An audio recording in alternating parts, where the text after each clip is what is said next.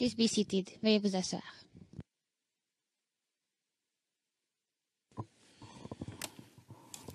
Good afternoon. Le juge président, rebonjour à vous, monsieur le témoin. Avant de passer la parole à Maître Altit, je disais donc avant de passer la parole à Maître Altit,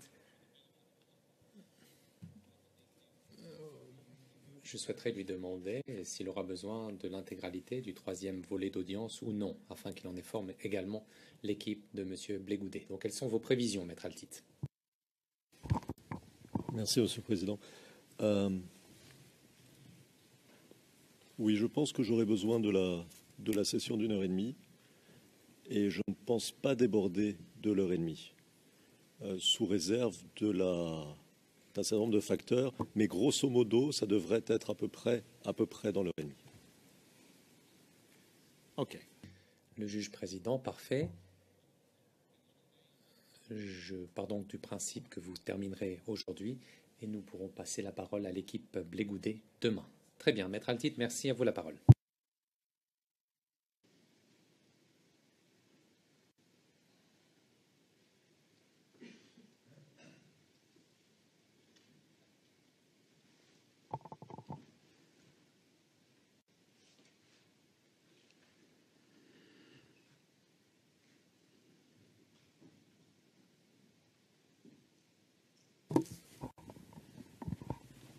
Bonjour à nouveau, Monsieur le témoin.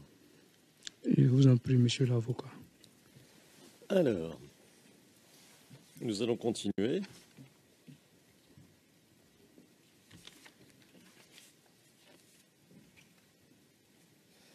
Je voudrais vous poser quelques questions rapides sur l'incident que vous nous avez décrit.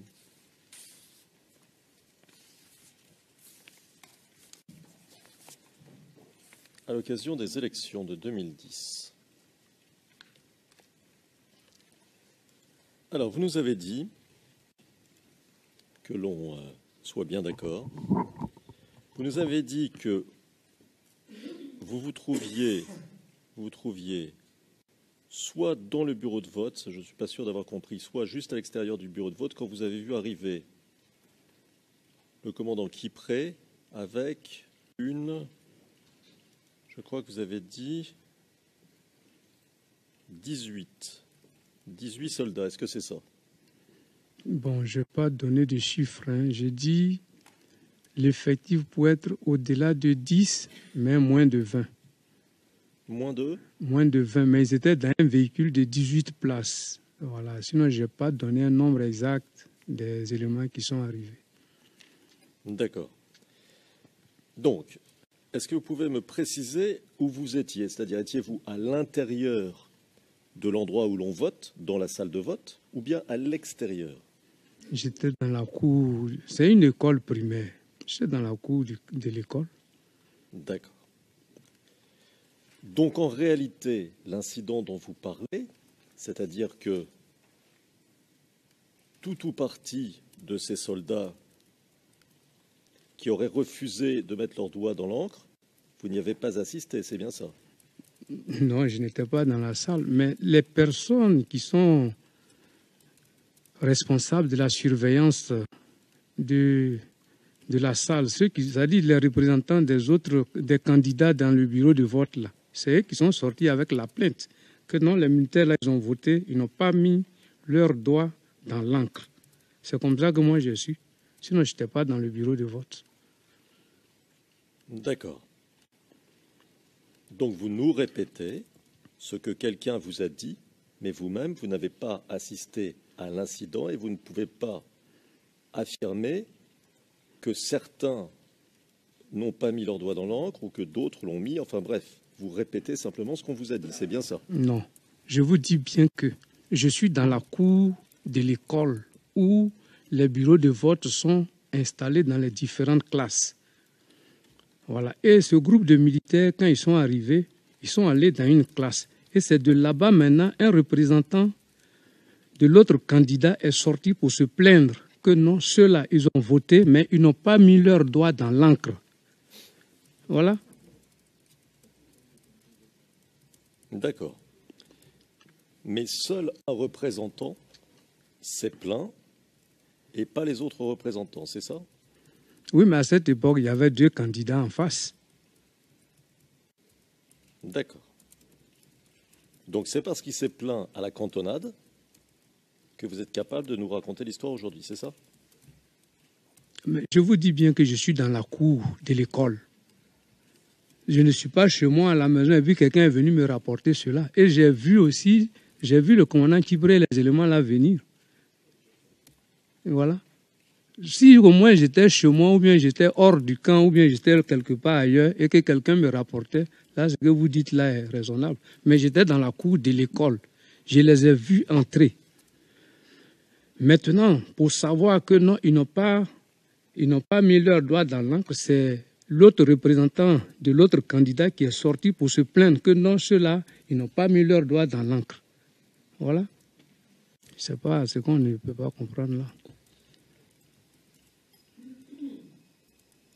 D'accord.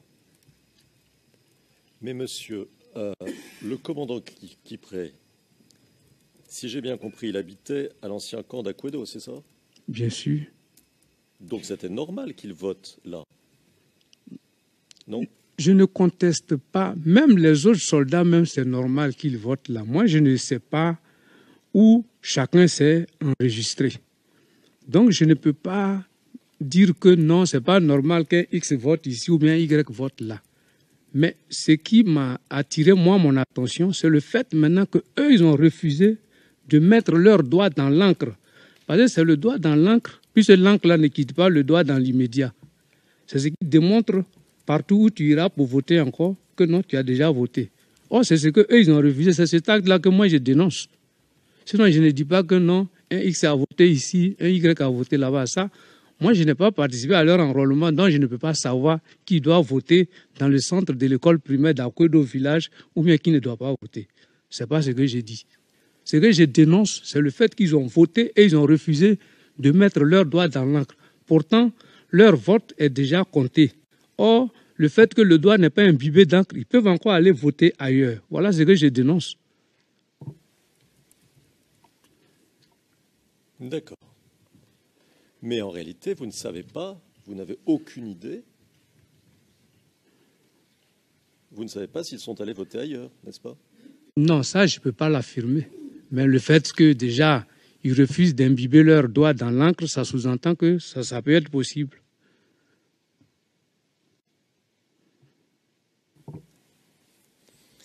Et vous êtes resté longtemps dans cette cour d'école? Mais après leur départ, effectivement, quand j'ai parlé avec le grand frère du commandant Kipré, qui était le représentant du LMP dans ce bureau de vote, je suis retourné à la maison et je suis parti chez moi.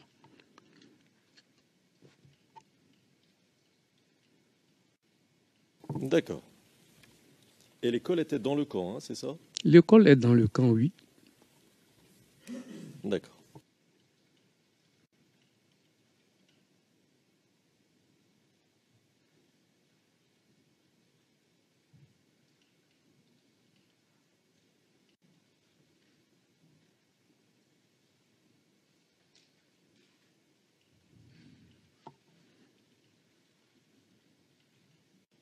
Parler, monsieur, du sous-groupement tactique des forces terrestres. Vous vous souvenez? Bien sûr. C'était quoi les missions du sous-groupement tactique? Bon, vous savez, un militaire ne peut connaître les missions d'un groupe seulement quand lui-même il est dans le groupe. Voilà, donc, mais ce qui est sûr, le sous-groupement tactique recevait les ordres du commandant des forces terrestres. Le sous-groupement tactique, ce n'est pas quelque chose de nouveau. Ça a été créé depuis le général Feu Adou Akafou. Et le général Deto est venu continuer avec. C'est seulement les têtes que chaque comté a changé. D'accord. Mais ça, vous nous l'avez déjà dit, je crois. Donc, ma question est simple. C'est, alors peut-être qu'on peut la formuler un peu différemment. Quel type de mission devait remplir le sous-groupement tactique? Si vous savez, vous nous dites. Si vous ne savez pas, vous nous dites, je ne sais pas. À la création du sous-groupement tactique, c'était comme une force un peu spéciale. Donc, il recevait les ordres du commandant des forces terrestres. Mais je peux répondre exactement à cette question si, comme j'étais membre du sous-groupement tactique, mais je n'ai jamais été membre du sous-groupement tactique. Donc, m'arrêter là et puis dire spécifiquement quelle était leur mission, je ne peux pas mentir, je ne sais pas. D'accord.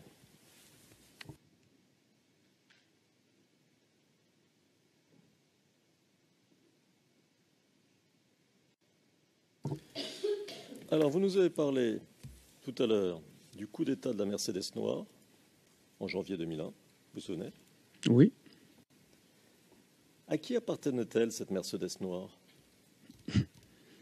Comment le saurais-je? Je ne sais pas. D'accord. Vous avez évoqué feu le ministre Émile Bogadoudou. Oui. Quand est-il mort? Feu Émile Bogadoudou est mort dans l'attaque du 19 septembre 2002. Il a été tué par qui? Bon, là, je ne sais pas. Parce que pour désigner que quelqu'un a tué... Le juge président, un instant, veuillez ralentir, je vous prie, et veuillez observer une pause également afin de ne pas couper la parole à Maître Altitz.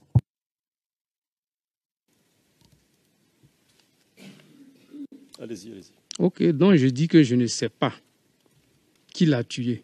Parce que pour savoir qui a tué qui, il faut vraiment être sur le théâtre des opérations. Donc je ne sais pas.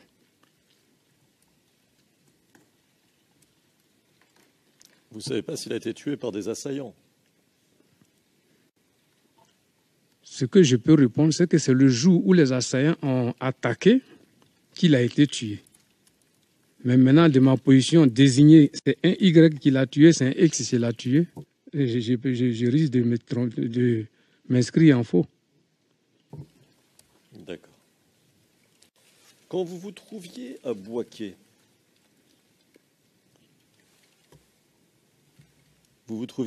lors de l'attaque de septembre 2002 menée par les assaillants. Est-ce que le premier jour ou les jours suivants, ou même les semaines suivantes, les assaillants ont commis des crimes? Est-ce qu'ils ont assassiné des gens? Est-ce qu'ils ont tué des civils? Est-ce que vous pouvez nous le dire? En tout cas, dans la période où moi j'étais à Bouaké, parce que le 19 septembre, c'était une nuit d'un mercredi à jeudi. Voilà. D'abord, le matin, quand on s'est réveillé, quand on a entendu les tirs, quand on est sorti, jusqu'au petit matin, il nous était rapporté que c'était une mutinerie des Zinzins et Bayofoué. Effectivement, au milieu du jour, à l'ENSOA où je me trouvais, à l'École nationale des sous-officiers d'actifs où je me trouvais, effectivement, c'est un groupe de Zinzins et Bayofoué qui sont venus en véhicule avec un autre petit contingent qu'on appelait les Godobés. Voilà. C'est eux qui sont venus devant notre camp là, le camp où je subissais la formation là, qu'on a vu. C'est maintenant, plus tard, c'est-à-dire dans la journée, parce que ça c'était dans la journée de jeudi, vendredi, samedi. C'est samedi qu'on a vu maintenant, aujourd'hui, le colonel Koné Zakaria qui est venu et qui est parti avec le chef de corps d'alors de l'ENSOA. Voilà. Ça, c'est ce que j'ai vu.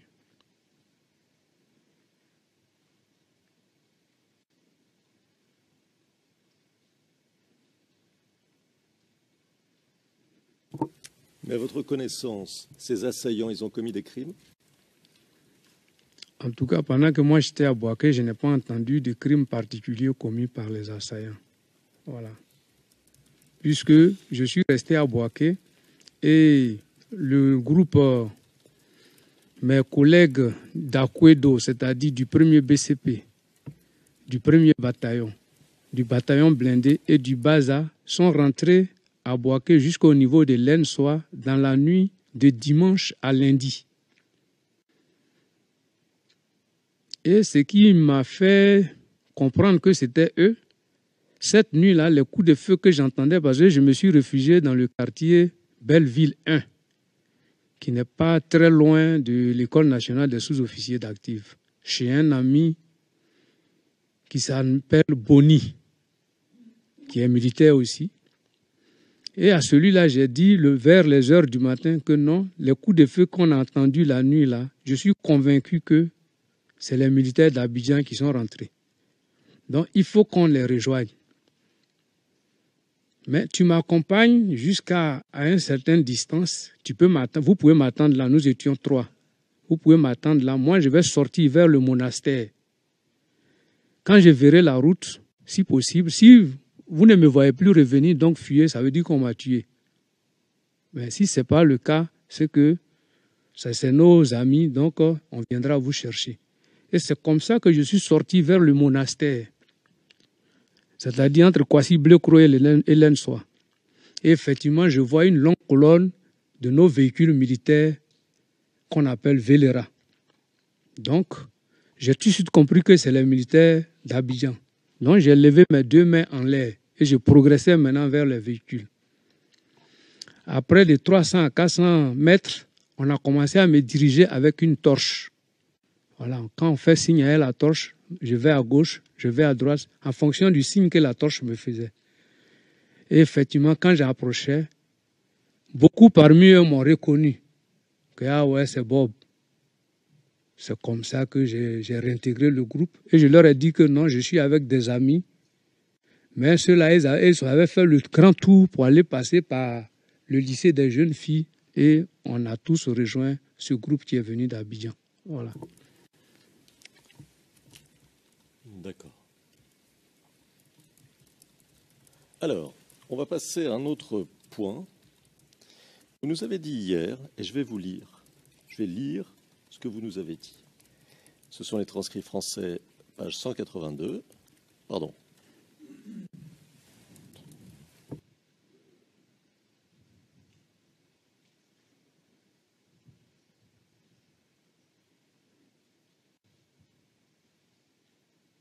Donc ce sont les transcrits français d'hier, page 61. Alors je cite, et c'est une question que vous pose la représentante de l'accusation. Et je cite, donc, à part ce que vous avez fait, surtout récemment, au sein du premier BCP, avant l'élection de 2010, est-ce que vous aviez aussi une occupation dans le privé? C'est la question qu'elle vous pose. Et vous répondez, je cite, « Avant 2010, effectivement, on a été contacté par... » Alors, c'est peut-être pas tout à fait la bonne prononciation, Monsieur Ellingan, qui était... Alors là, c'est pas très clair. Qui était le maire d'Aboissou, paix à son âme. Et effectivement, les cadres du PDCI, quand ils étaient en difficulté, ils nous faisaient signe pour qu'on les aide à se rassurer. Ou bien on les accompagnait aussi souvent dans leurs déplacements. Fin de citation.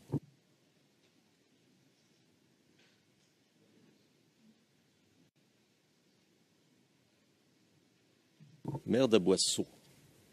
Alors, vous vous souvenez avoir dit ça, monsieur? Bien sûr, oui. Attendez. Donc, pour qu'on comprenne bien ce que vous nous disiez hier, je vous pose la question, c'est que vous aviez, parallèlement à vos activités militaires, mais quand on vous pose la question, est-ce que vous aviez une occupation dans le privé, vous répondez que vous aviez une occupation dans le privé qui était, si je comprends bien, un rôle de garde du corps, de façon à assurer la sécurisation ou la sécurité des réunions des membres ou des responsables du PDCI. Est-ce que c'est ça? Bon, le mot réunion, je ne l'ai pas prononcé. Je n'ai pas dit les réunions. J'ai dit, effectivement, quand mon service ne m'occupe pas et qu'il me sollicite, parce que nous sommes nombreux, je ne suis pas seul, si le jour que moi je ne suis pas de service au compte du premier BCP, effectivement, j'accompagnais ces messieurs dans leur déplacement ou bien j'allais dans leur résidence. Voilà. C'est ce que j'ai dit. Sinon, je n'ai pas dit que je sécurisais des réunions. D'accord. Très bien, c'est tout à fait noté. Donc, Quand vous parlez de messieurs, vous parlez de responsables du PDCI, c'est ça? Bien sûr. D'accord. Et vous nous dites que vous n'étiez pas seul. Donc, si l'on comprend bien, vous étiez tout un groupe de soldats de différentes unités qui assuraient ainsi la sécurité des responsables du PDCI, c'est ça? Oui, c'est ça. D'accord.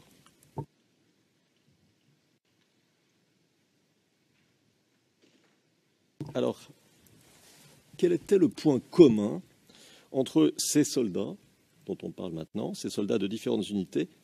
Qu'est-ce qu'ils avaient en commun? Pourquoi est-ce qu'ils faisaient ça? Est-ce qu'ils avaient en commun leur engagement politique, par exemple? Bon, l'engagement politique, là, je ne peux pas vous l'affirmer. Mais réellement, vous savez que le soldat ivoirien, il est en difficulté. Il n'a même pas, ça dit, il ne peut même pas joindre les deux bouts du mois même.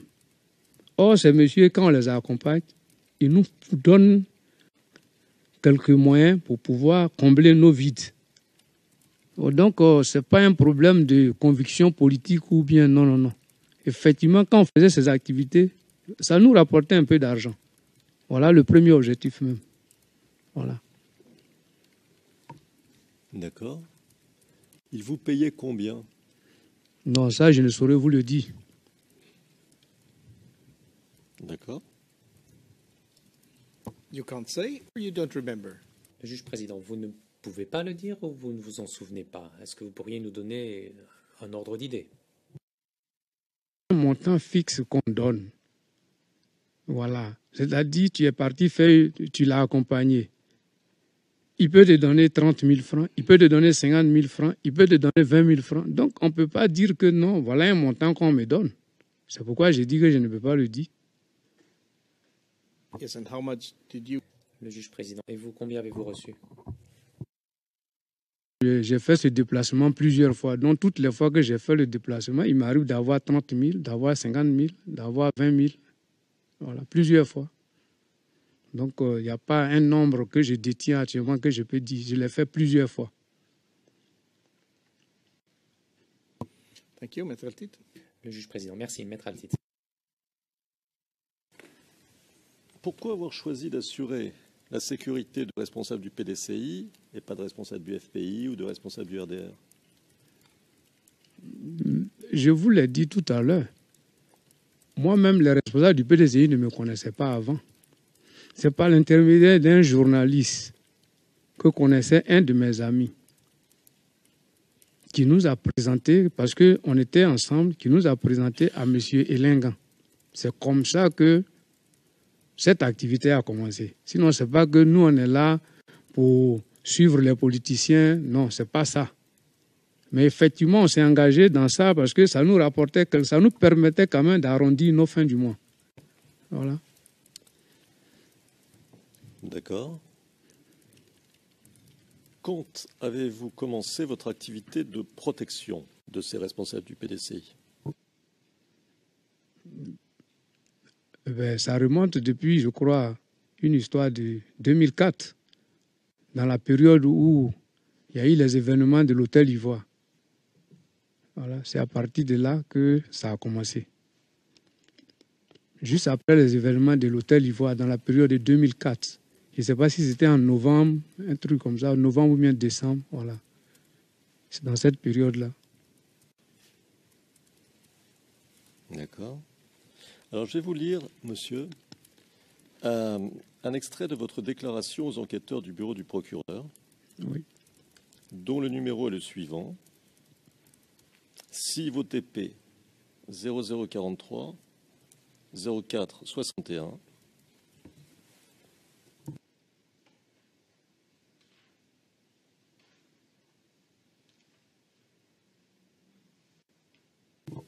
R04 page 0502. Alors, on va attendre quelques secondes que tout le monde retrouve cet extrait-là.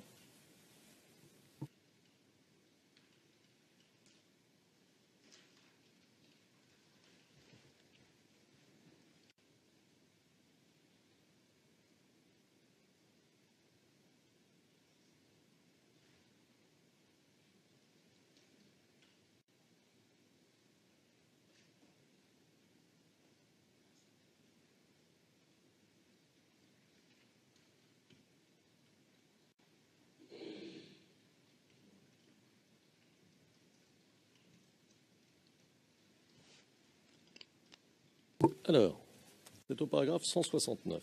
Je vais citer ce que vous disiez aux enquêteurs du bureau du procureur. D'accord, monsieur? Monsieur?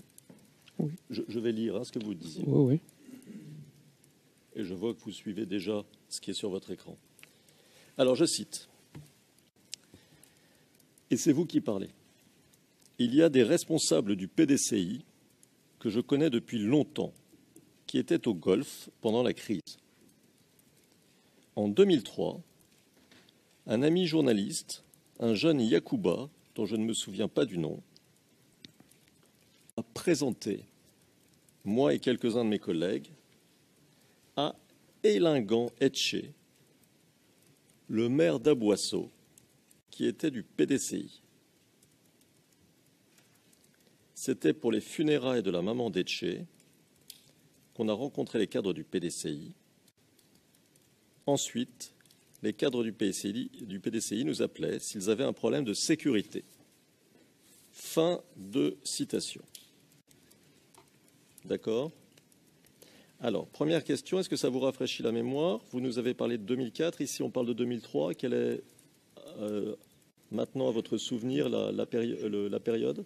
Oui, mais en fait, 2003, là, je ne faisais pas de... Parce que la question que vous m'avez posée, vous m'avez demandé à quel moment j'ai commencé à faire les missions pour eux. C'est ce que j'ai dit, c'est en 2004. Voilà.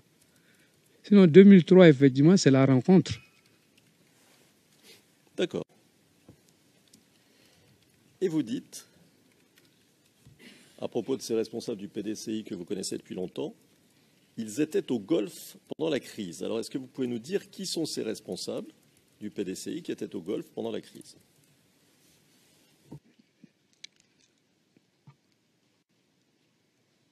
Mais pendant la crise, le ministre Dikaoui était au Golfe. Le ministre Akaoulé était au Golfe. Voilà. D'accord. Et ces ministres, ce sont les ministres que vous protégiez? Oui, j'ai beaucoup fait des déplacements avec eux. D'accord.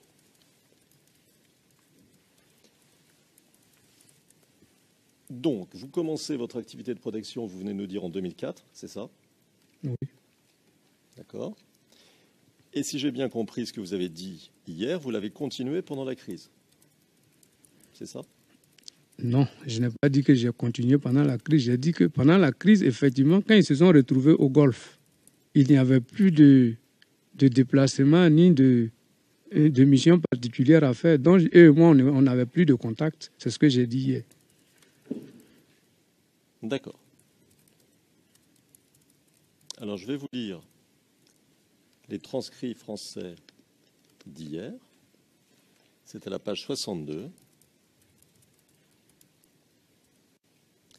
Et c'est à la ligne 12.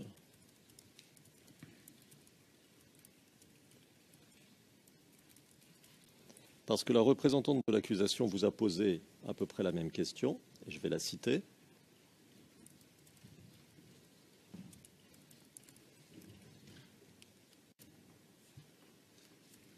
Alors, question. Et vous avez poursuivi cela après l'élection de 2010-2011 ou bien vous avez arrêté? Et elle parlait de votre activité de protection, bien sûr. Et vous répondez, je cite, ligne 14, par exemple, au premier tour et au second tour des élections, effectivement, moi j'ai accompagné M. Maurice Kakou et nous étions même dans son village où nous avons eu... Alors, c'est pas très clair, monsieur, parce que c'est un transcrit un peu... C'est le premier jet du transcrit, si vous voulez. Nous avons...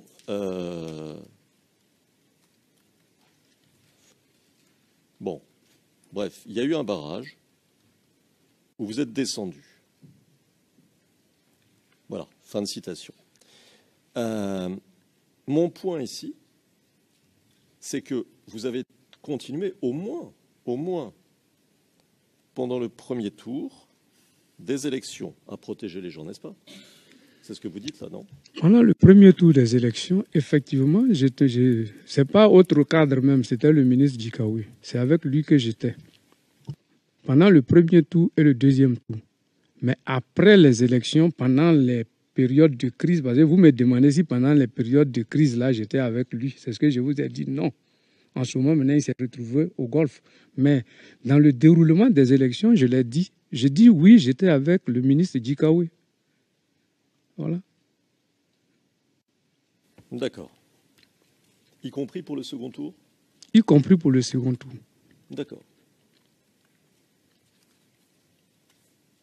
Et vous étiez à la fois au camp d'Akwedo et à la fois avec lui, c'est ça? Au camp d'Akwedo, je n'étais plus là parce que moi, je bénéficiais d'un repos. Donc, quand je n'ai rien à faire, je viens de temps en temps au camp. Voilà. Mais si je suis allé accompagner quelqu'un à Gaïwa, comment je peux être au camp, quoi? D'accord. Et on parle des élections, hein, du jour des élections, bien sûr. Le jour des élections. Le jour des élections, c'est-à-dire, je vous situe bien. On est sorti dans la période de la campagne. Mais sinon, le jour des élections, je ne suis pas allé quelque part. La preuve, je suis venu voter. Voilà. Parce que ne me faites pas dire ce que je n'ai pas dit. D'accord. Alors, est-ce que vous pouvez nous dire, mais très très rapidement, qui était le ministre Maurice Kakou Gikaou? Quel était, alors je vais préciser ma question pour qu'elle soit plus claire, quel était son rôle lors de la campagne présidentielle de 2010? Lors de la campagne présidentielle de 2010, il était le directeur de campagne adjoint du pouvoir en place à ce moment. Alors, il était le directeur de campagne adjoint de qui? De M. Alassane Ouattara. De M. Alassane Ouattara, c'est ça? Oui, oui. D'accord. Sinon du RHDP. D'accord.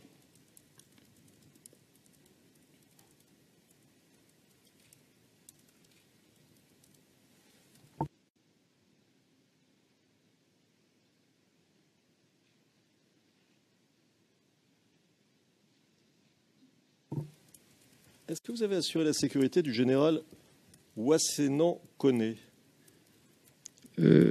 Merci. Effectivement, le général Ouassenan Koné, comme notre groupe était connu par les cadres du PDCI, quand il a été nommé coordonnateur du PNDDR, c'est ainsi, pour quand même nous être reconnaissants, il nous a tous appelés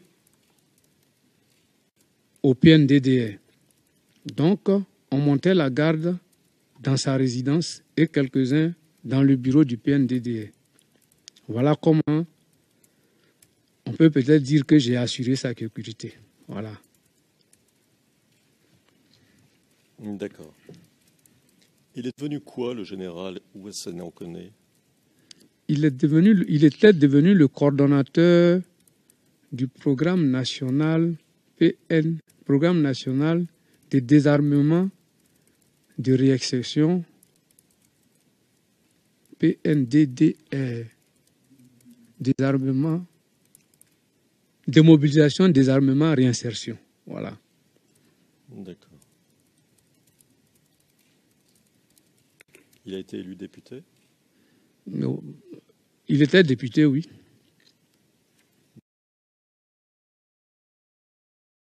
Député quoi? De PDCI. Alors, vous nous avez dit hier qu'après la victoire d'Alassane Ouattara, donc après avril 2011, ce n'était plus indispensable d'assurer la protection des personnes dont vous parliez, dont nous venons encore de parler. C'est bien ça? Oui. D'accord.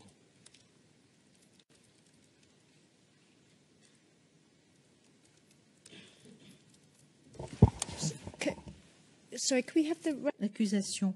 Pourrions-nous avoir la référence? Je ne vois pas de référence au fait qu'en avril 2011, il y avait plus de besoin de protection. Je ne vois pas cela sur la transcription. Alors, bien entendu, Ce à quoi je fais référence à l'instant, c'est page 62 des transcrits français, ligne 27. Et je peux lire, je peux citer, ça vous gagnera du temps plutôt que de chercher éventuellement. Yes. Please. Juge président, oui, je vous en prie, faites-le. C'est le témoin qui s'exprime en réponse à votre question, chère consoeur. Aujourd'hui, ces messieurs ne se sentent plus en difficulté, donc il n'y a pas de problème. Donc moi, je m'occupe de mon activité de boxeur. Et si vous voulez une référence sur ce dont nous parlions juste avant, c'est un peu plus haut, je crois que je l'avais déjà donné, mais enfin je peux la redonner, c'est un peu plus haut, toujours page 62 des transcrits français, ligne 21, le témoin disait, et je cite, « Mais après, maintenant les élections, quand on a donné les résultats, effectivement, tous ces cadres, maintenant, étaient au golf, et donc nous, on était chez nous, voilà. » Fin de citation.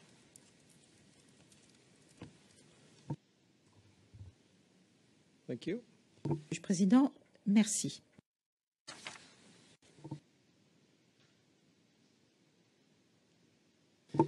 Alors, monsieur, je crois vous avoir posé la question tout à l'heure de savoir si vous étiez rendu au golf. Il me semble, et vous m'avez dit non, n'est-ce pas?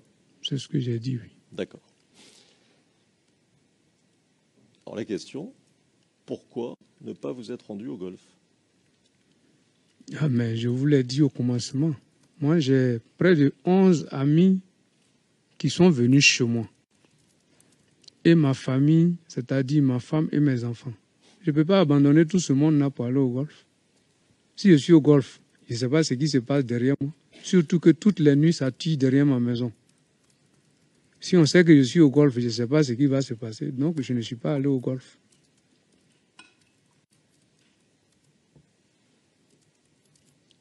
D'accord. Étiez-vous en contact téléphonique avec l'une de vos connaissances qui se trouvait au golf? Vraiment, non. Aucun parmi eux ne peut affirmer qu'il m'a appelé ou bien que je l'ai appelé. Non. D'accord. Alors, pourtant, dans votre déclaration aux enquêteurs du bureau du procureur, vous avez dit, je vais citer la phrase, Oui. et je vais donner les références. Si vos TP 0043, 0461, R04, page 0502,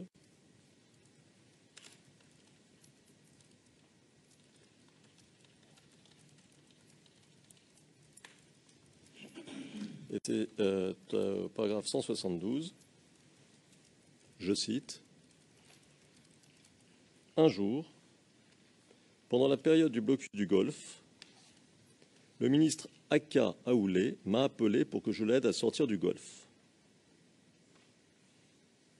Mais je n'y suis pas allé car ça m'aurait mis en danger. » D'accord. Et après, vous dites ce que vous nous avez dit il y a l'instant. Donc, fin de citation. Donc, vous avez reçu au moins un appel téléphonique du Golfe. Bon, n'est-ce pas? Effectivement, peut-être j'avais oublié. Sinon, je ne suis pas allé au golf. Ça, c'est réel. D'accord. Est-ce que certains des militaires que vous connaissiez, peu importe leur rang, que vous connaissiez personnellement, étaient au golf?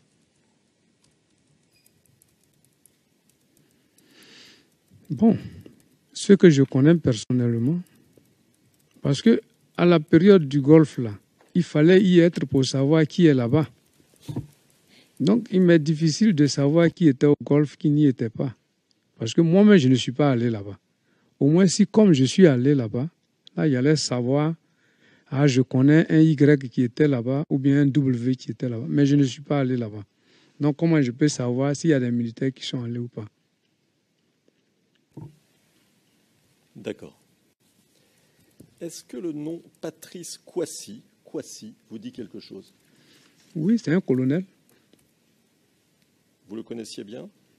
Je l'ai connu au PNDD. D'accord. Vous savez où il se trouvait pendant la crise?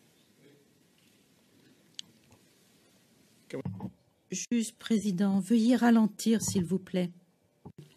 Je vais reprendre ma question, monsieur. Savez-vous où il se trouvait pendant la crise, le colonel Patrice Kouassi? Le colonel Patrice Kouassi, il faisait partie des gens qui passaient sur l'écran de TCI. C'est comme ça que j'ai su qu'il était au Golfe. Voilà.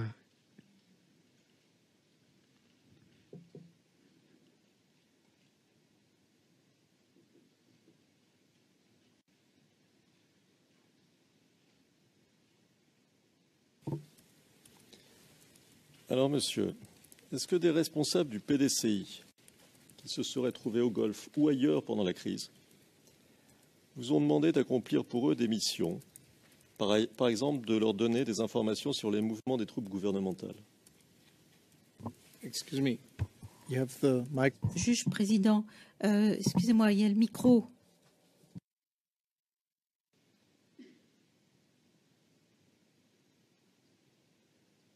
Commentaire qui s'adressait à la cabine anglaise.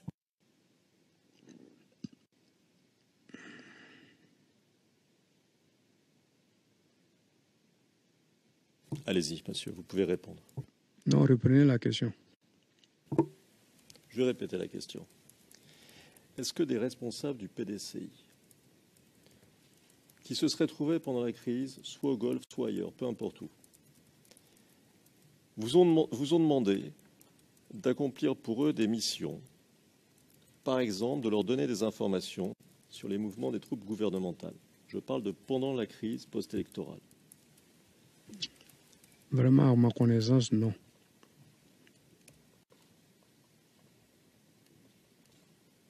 D'accord.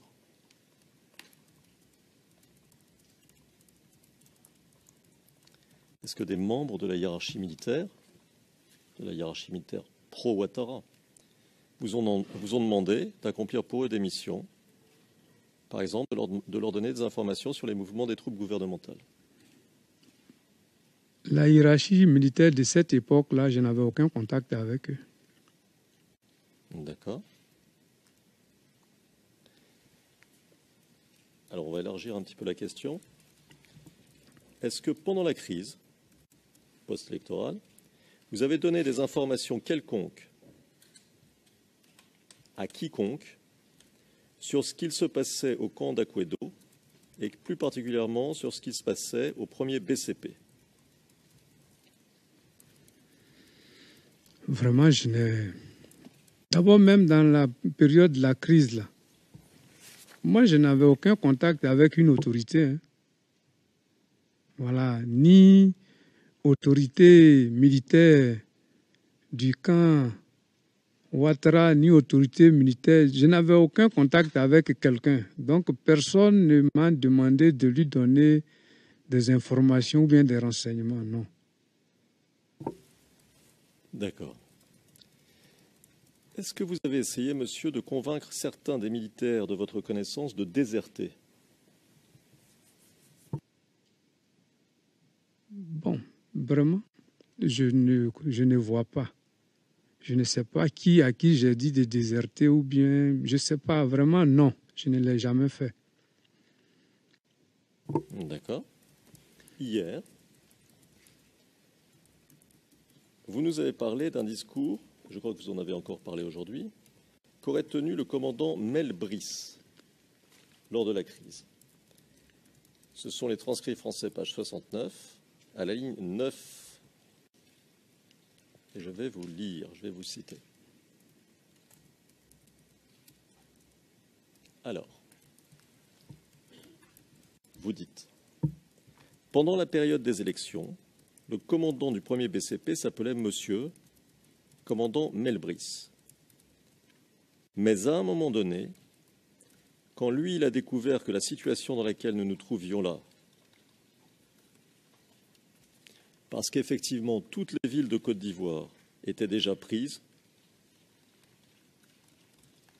peut-être que seulement les quelques communes d'Abidjan. Donc, quand le commandant Mel Brice a fait ce constat, il a demandé à tous les militaires du premier BCP que chacun devait rester chez lui. Fin de citation. Alors, première question, comment avez-vous appris que Mel Brice avait délivré un tel discours? C'est pas un secret. C'est un truc qui s'est déroulé à la place d'Armes. Il a demandé à tout le monde de rentrer chez lui. Ce n'est pas quelque chose qui s'est passé entre quatre murs pour dire que non, c'est un secret. Ce n'est pas un secret. Donc, me demander comment je le sais, mais certes, moi, je n'ai pas participé au rassemblement, mais il y a des militaires qui sont venus à Kouédo qui en ont parlé. Moi, ce n'est pas un secret. Donc, qu'on comprenne bien, vous dites, moi, je n'ai pas assisté au rassemblement. Et donc, est-ce que je comprends bien ce que vous dites en disant, ce sont des militaires qui ont assisté au rassemblement, qui sont ensuite allés au village d'Akouédo et vous l'ont raconté, c'est ça? Bien sûr. D'accord. Ils vous l'ont raconté combien de temps après? Mais, vous savez, quand on dit aux militaires de ne plus, ça dit, on lui donne un congé, on lui donne une période de repos. Lui, ça l'arrange. Donc, c'est une nouvelle qui va vite. Voilà, le combien de temps après, bon. Sinon, c'est dans la même journée là que j'ai appris. Mais vous étiez déjà au repos? Oui, moi, j'étais au repos. Depuis août 2010, n'est-ce pas? Oui, moi, j'étais au repos depuis août 2010. Mmh. Je ne le cache pas.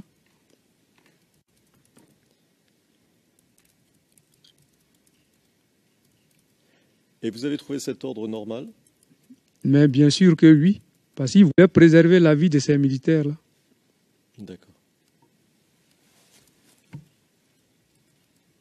Lorsque vous lui faites dire, les villes de Côte d'Ivoire étaient déjà prises, elles étaient prises par qui? Mais par ceux qui étaient frustrés de leur pouvoir, donc ils venaient prendre leur pouvoir. Et c'est qui? Les FSI.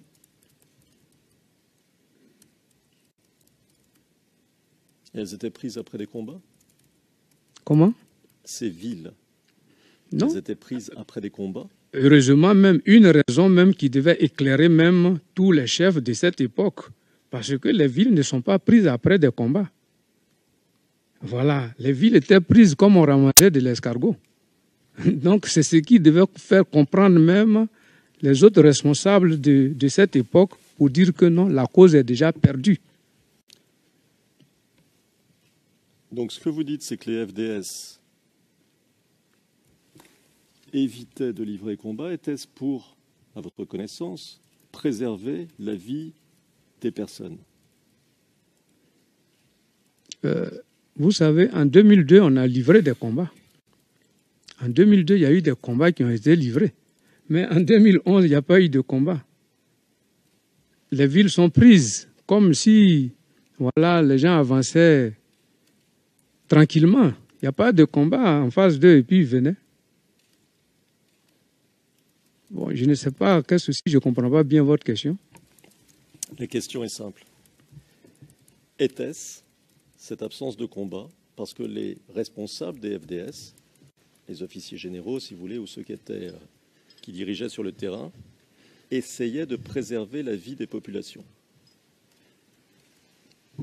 Bon, si l'interprétation à votre niveau est ça aussi on peut prendre en compte. Voilà. Mais réellement, il n'y avait pas de combat et les gars avançaient. Donc ce que vous nous dites, c'est que vous savez qu'il n'y avait pas de combat, mais vous ne savez pas pourquoi, c'est ça? En tout cas, je ne savais pas pourquoi. D'accord.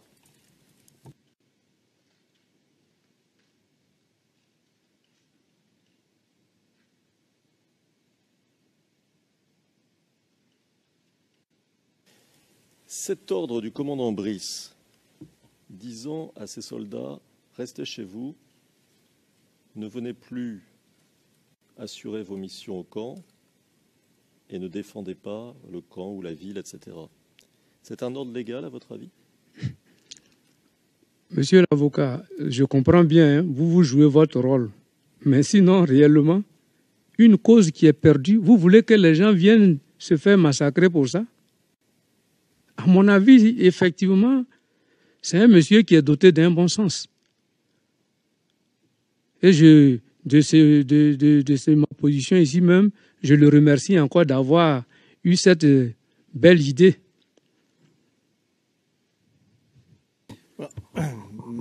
Juge président.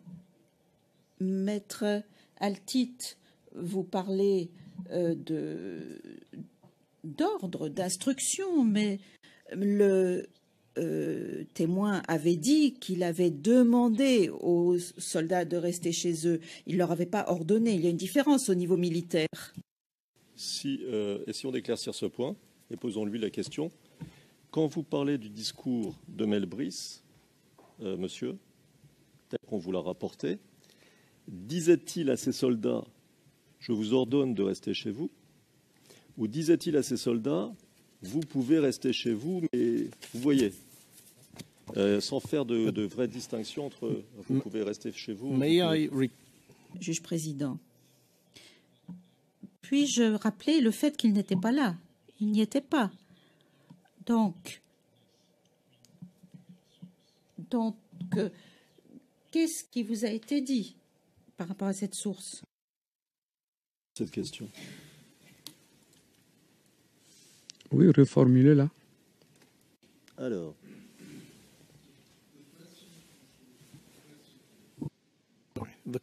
Juge président, la question est la suivante. À votre connaissance, vous avez eu des sources qui vous ont indiqué des choses. Donc, s'agissait-il d'une instruction, d'un ordre de rester chez soi, ou bien est-ce qu'on vous demandait de le faire? Est-ce que c'était une instruction au point de vue militaire, ou bien simplement on vous disait de rester chez vous? Le commandant demandait aux militaires de rester chez eux. C'est ce qu'il a dit. Restez chez vous.